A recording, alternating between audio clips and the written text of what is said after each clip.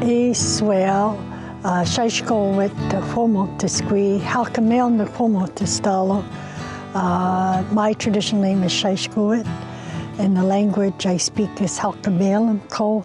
And I'm Stalo is a contemporary term to address First Nations people, what's now known as the Fraser Valley. But traditionally, this is my home territory. Skowlitz, we're matrilineal, and this part of the land is where my mother's mother is from.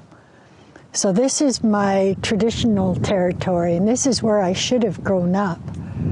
And my name, Shashkowit, really comes from my father's mother's family.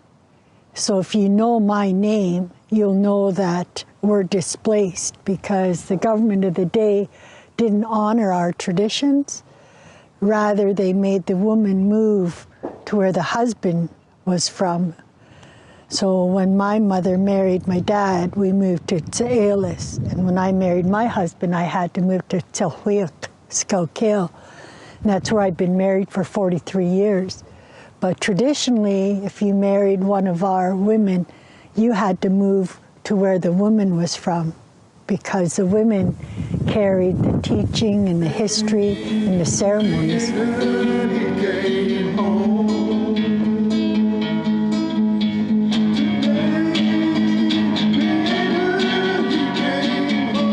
This is Chehalis Indian Day School. When I started school here in grade 1, there were still nuns teaching, and I was afraid to go to school, if you can imagine, because of all the stories we'd hear about how mean the nuns were. There was no Indian administrators. There was no First Nation teachers.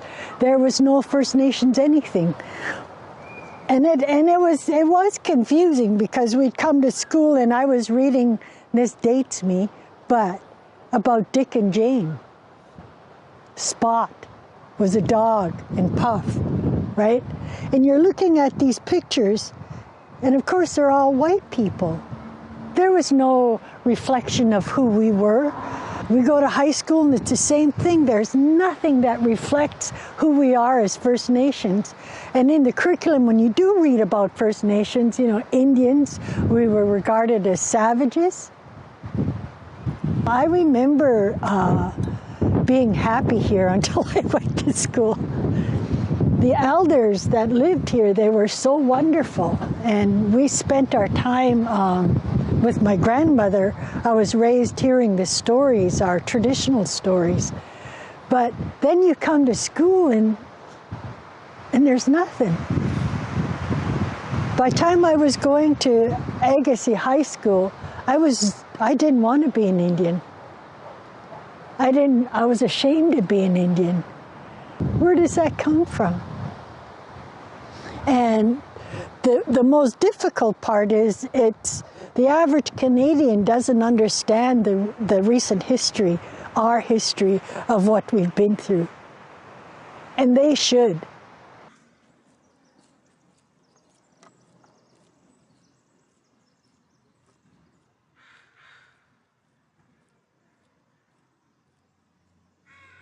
The very first time I was on a canoe, I was 10, maybe 11 years old, and it's the last thing my dad did for me. He was very ill. My dad had chronic pain from arthritis and rheumatism, and so we lost him when he was 36. People were getting ready to go out on the canoes, and he told me, you go down there and you listen to those people. And so there started my training. All I ever heard growing up was encouragement.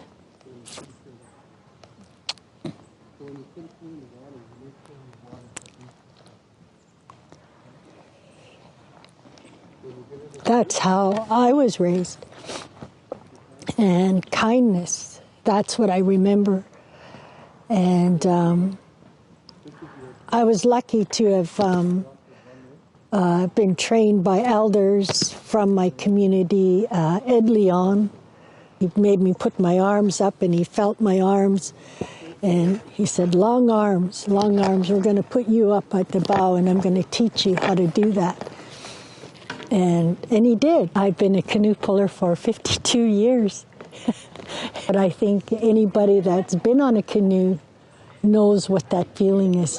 As soon as the weather turns, you want to be on the water. That's where you want to be. And I'd like to go for another 10 years because it's that special. It certainly made me feel like I belonged. And it gives you a sense of identity and a sense of pride. We were champions. One year we won 23 out of 23 races. And that was a highlight in my life because I was racing with my older daughter was on the canoe. And I think she was 13. And now today both my daughters are on the canoe racing and doing really well. I made up my mind that I was going to be happy.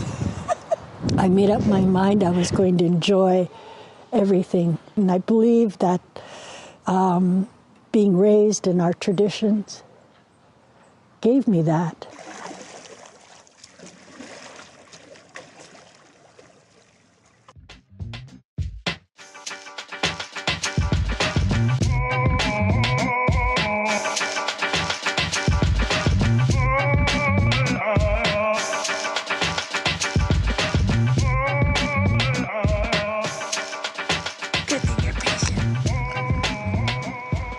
Allowing me to make my art.